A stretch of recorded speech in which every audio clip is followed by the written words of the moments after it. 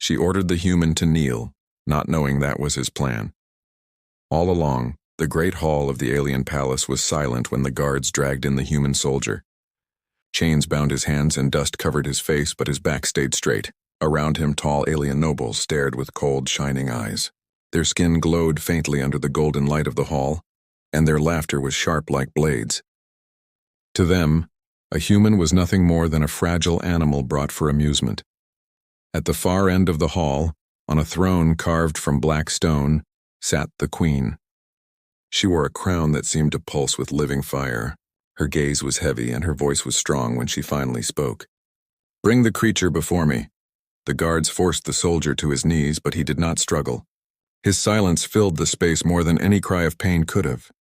His eyes lifted slowly, and for a moment, the queen saw something in them that she could not name. It was not fear. It was not surrender. It was something far more dangerous. The court expected him to beg. Instead, he remained quiet, his chest rising and falling with calm control. The queen's lips curved into a cruel smile. "You are weak. You are nothing. Before my throne, you will kneel."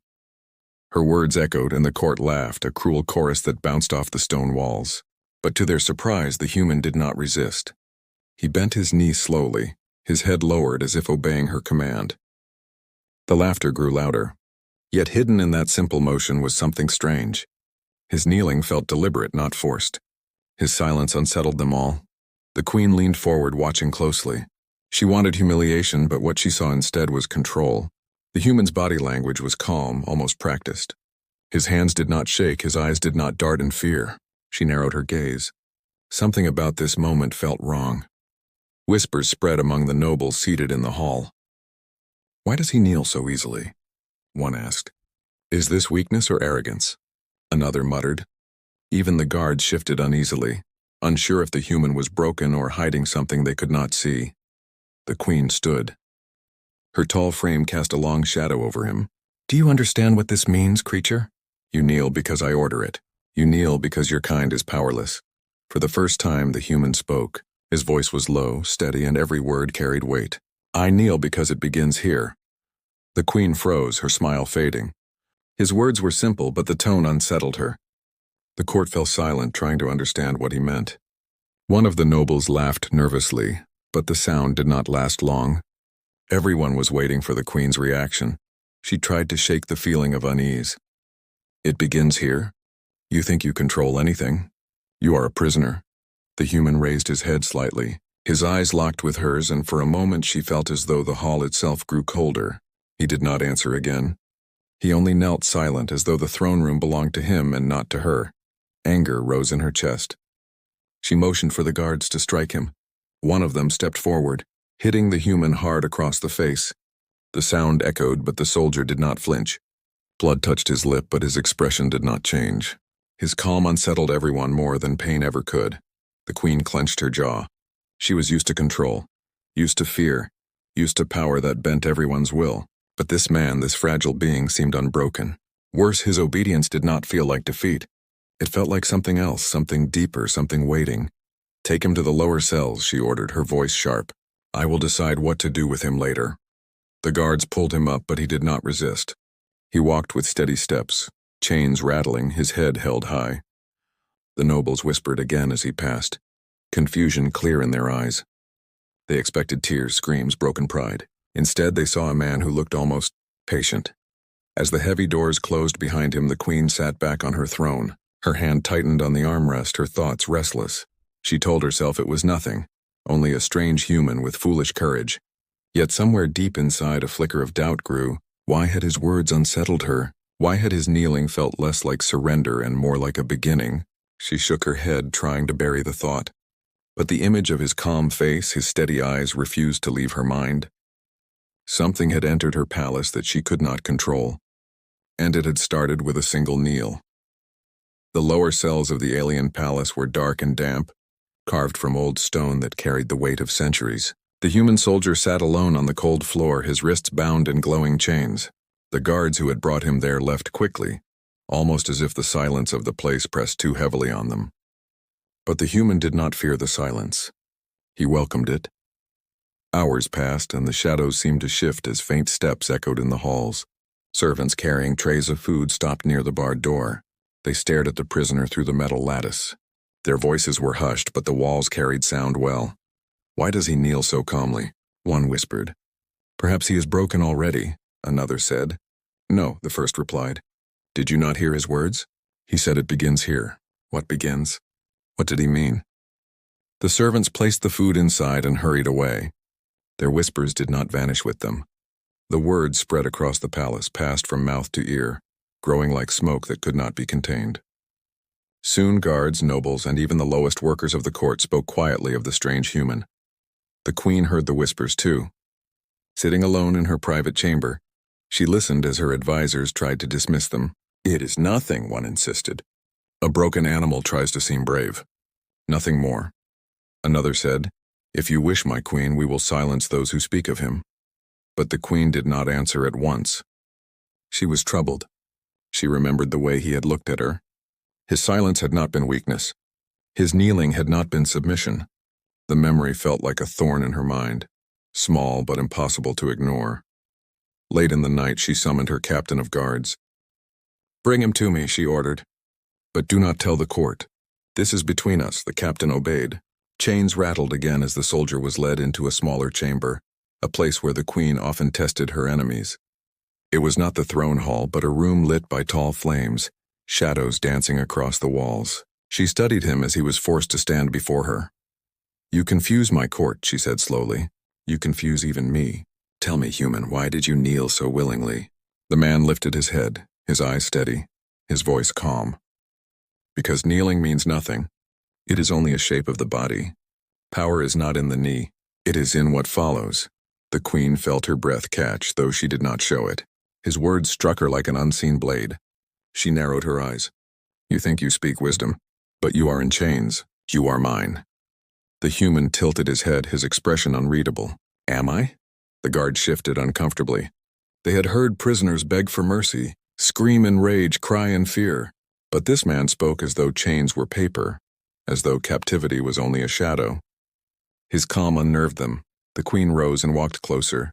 Her robe dragged softly across the floor, the firelight touching the sharp edges of her crown. She looked down at him. "If you are so certain of your strength, show it. Fight, break your chains." The human shook his head. "Not yet." Her hand twitched, tempted to strike him, but she stopped. Something deeper than anger filled her now, an unspoken fear that she had welcomed something into her palace she could not control. She turned away sharply. "Take him back." Once again the guards dragged him to the cells, but their hands were less steady now. One glanced at him nervously and whispered to another, "He does not act like a prisoner." The other replied, "Then what is he?" The whispers thickened like fog. Servants swore the human never slept. Some said they saw his shadow move differently from his body. Others claimed he spoke to no one but was never truly silent. The story grew with each telling. Days passed and the queen began to dream of him.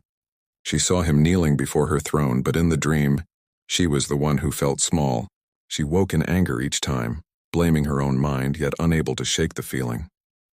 One evening, she stood at her balcony overlooking the palace grounds.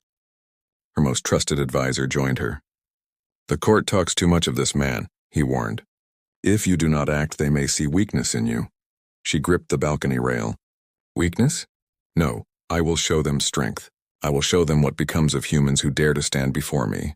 The advisor bowed. "Then how shall it be done?"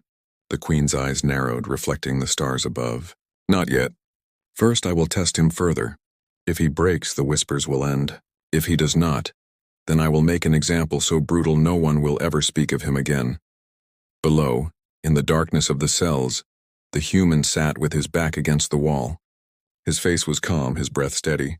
The noise of whispers drifting down from the palace above reached him like faint music. He closed his eyes and a small, unreadable smile touched his lips. The queen thought she was in control. The court believed they were watching a strange curiosity, but in the shadows the human's plan was already alive, moving quietly through the cracks of the palace, waiting for the right moment to rise. The queen sat on her throne, her hands resting on the cold black stone. The hall was full of nobles and soldiers, yet her mind wandered elsewhere. Every time she closed her eyes, she saw him, the human kneeling so calmly, his face untouched by fear. His voice echoed in her memory. "It begins here." The words had no clear meaning, yet they clung to her thoughts like chains she could not break. Her court tried to amuse her with stories, with flattery, with plans of war. But she no longer listened with the same sharpness.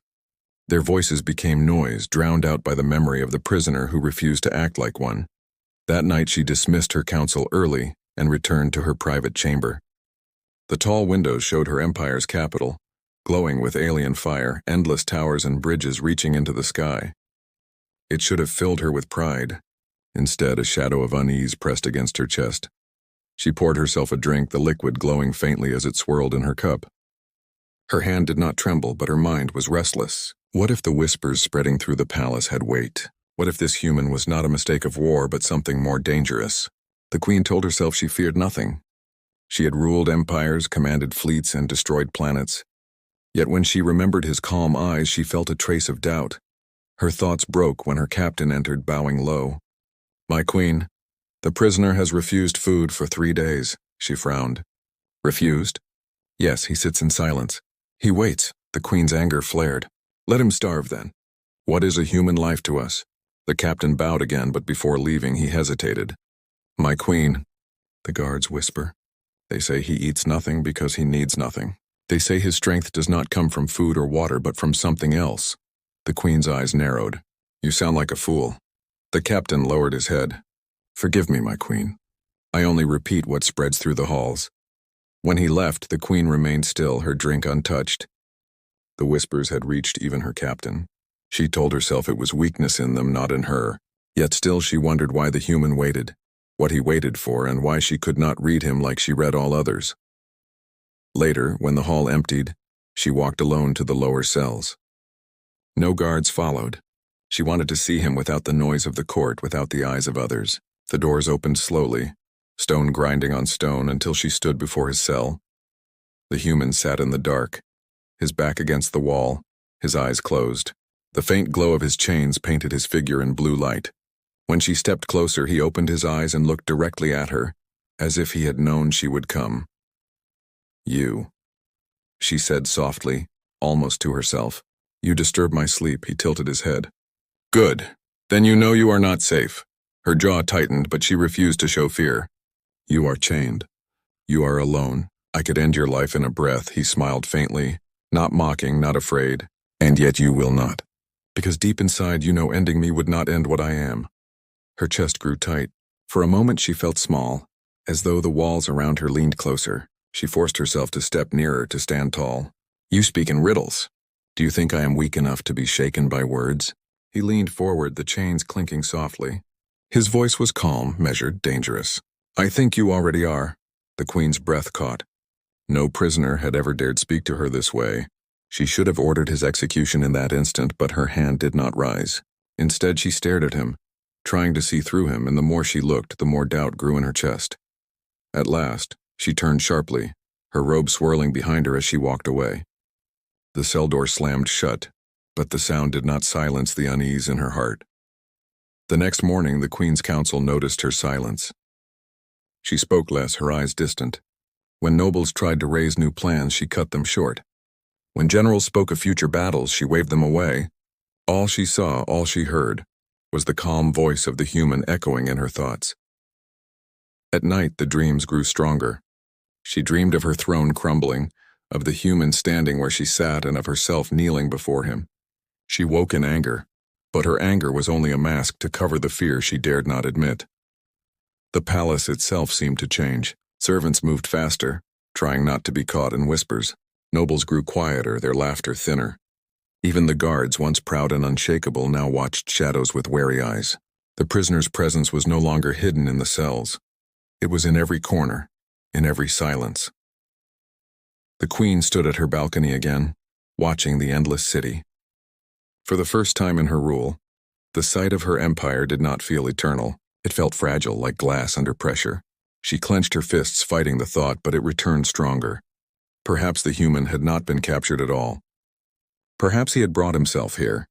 She turned away from the city and whispered to the empty chamber, "What are you, human?" What are you planning? In the darkness of the cells below, the soldier closed his eyes once more. He did not need to hear her voice to know her doubt was growing.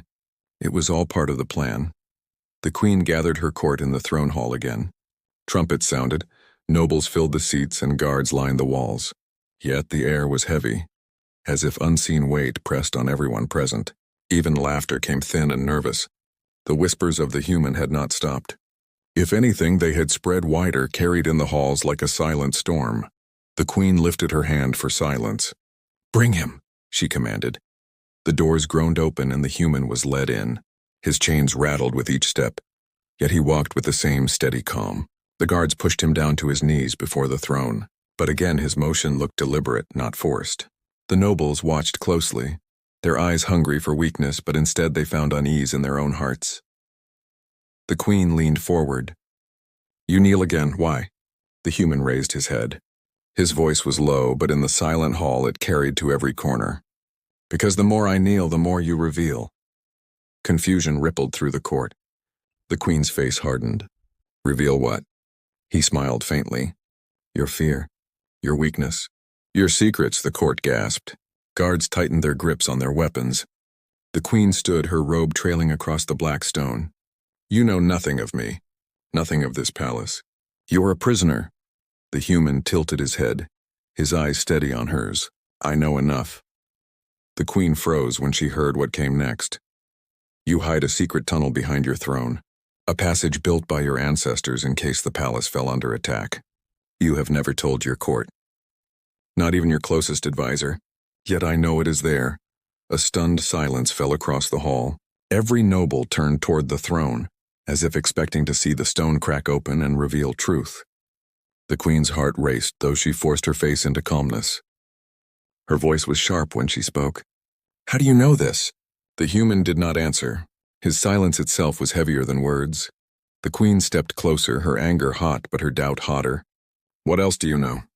The human's smile did not change. "Enough to break you from within." Gasps echoed through the court.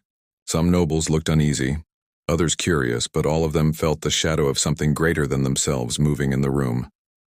The queen raised her hand sharply, her voice like fire. "Enough, take him away." The guards dragged him out, but even as he left, his words hung in the air. The throne no longer felt as solid under her feet. That night, the queen summoned her most trusted advisor. They stood alone in her private chamber, flames casting long shadows against the walls. She told him of the tunnel, of the secret no one else should have known. His face grew pale. "My queen," he said carefully, "if the human speaks truth, then someone within our own walls may guide him. He cannot know this alone." The queen's eyes narrowed. "You think I have a traitor?" The advisor lowered his head. "Or something worse. Perhaps he does not need traitors at all. Perhaps he already walks paths we cannot see." The queen clenched her fists. "No, he is human. Nothing more." But the doubt stayed. In the cells below, the guards whispered again. "How does he know such things?" One asked. Another answered, "Maybe he's no prisoner. Maybe we are." The human sat quietly, his back against the wall, his eyes closed. His chains glowed softly in the dark, but they no longer looked like tools of control. They looked like symbols, as though he wore them by choice. He waited, and as he waited, the palace shifted around him. Nobles plotted quietly, guards questioned silently, and the queen herself lay awake, restless, her mind repeating his words, "Enough to break you from within." The next day, she called for him again, but this time not before the court. She met him in a small chamber with only 2 guards present. She leaned forward, her voice quiet but sharp. "You wanted me to command you to kneel." "Why?" The human's eyes locked onto hers. "Because kneeling is the key. When I kneel, your court watches. When they watch, they doubt. When they doubt, you weaken. Every time I kneel, you lose more of yourself." Her throat tightened. She wanted to deny it, to laugh, but she could not. His words were true. She felt it each day, each night, in every dream that haunted her. The human continued, his voice calm, steady. "This palace is already breaking. You cannot see it, but I can. I do not need weapons. I do not need armies. All I needed was to be here. All I needed was to kneel." The queen stood abruptly, fury burning in her chest, but her fury was mixed with fear. She turned away before he could see the tremor in her hands. "Take him back," she ordered. The guards obeyed, but even they glanced at him with unease as they dragged him away. Alone, the queen pressed her hand against the cold stone wall. She could feel the hidden passage behind it, the one he should not have known. For the first time in her rule, she wondered if her throne, her court, and even her crown were no longer hers to command. Down in the shadows, the human closed his eyes once more. His plan was unfolding exactly as he wished. Every command she gave, every word she spoke, every moment she forced him to kneel. It was all part of the trap he had set long before he entered her palace. The queen stood in her throne hall once more. The torches burned high, casting restless shadows across the black stone walls. Nobles filled the seats, their voices soft, uncertain. Even the guards, once proud and unmoving, shifted nervously at their posts. The whispers of the human had poisoned the palace like a sickness. Everyone waited to see what the queen would do. Her heart was heavy with rage and doubt. She had promised herself that today would be the end. No more games, no more riddles, no more whispers. She would silence him before the eyes of her court. She would crush the seed of fear that had been planted in their hearts. The doors groaned open and the guards brought him in. The human walked steadily, his chains dragging across the floor like a slow drumbeat. He was forced down before the throne, the same position as always. And as always, he bent his knee willingly, his head lowered, his body calm. The queen rose from her throne, her voice echoing across the hall. "This ends today. You kneel for the last time. There will be no more whispers, no more riddles. Before all who serve me, you will be executed." The nobles gasped, some with relief, others with unease. The guards tightened their grips on their weapons. But the human only raised his head slowly, his eyes meeting hers with the same calm fire that had haunted her dreams. He spoke, his voice steady and low. "Yes, it ends today, but not as you think." The hall grew silent. Even the air seemed to freeze. The queen's heart struck hard in her chest. She tried to mask her unease with fury. "You dare speak as though you decide your fate." The human's lips curved in the faintest smile. "I already decided it. The moment I first knelt." A shiver ran through the hall. The queen felt the weight of every noble's eyes on her. Waiting, watching, doubting. Her hands tightened into fists. She gave a sharp gesture to the guards. "Strike him down." The guards moved, raising their blades. But before they could swing, the torches flickered violently. The ground beneath the throne rumbled. From deep within the stone, a sound like grinding echoed through the hall. Gasps filled the chamber as a hidden door cracked open behind the throne. The secret tunnel, known only to the queen and her ancestors, revealed itself before the entire court. The nobles rose to their feet, shouting in shock. The queen's blood ran cold. The human's voice cut through the chaos like steel. "Your secrets are no longer yours. Your court now knows you built escapes before you built trust. You rule through fear, but fear is already breaking you." The queen shouted, her voice desperate and sharp. "Guards, end him now." But the guards hesitated. Their eyes darted to the open tunnel, to the restless nobles, to the human who looked less like a prisoner and more like a master of the hall. Doubt had poisoned them too. In that moment of hesitation, the great doors of the palace burst open. Shadows moved within the light, and figures in dark armor stormed inside. They were not aliens of her court. They were human soldiers, his soldiers, who had been waiting for the signal. The queen's eyes widened in horror. The kneeling had never been surrender. It had been the sign, the moment, the trap.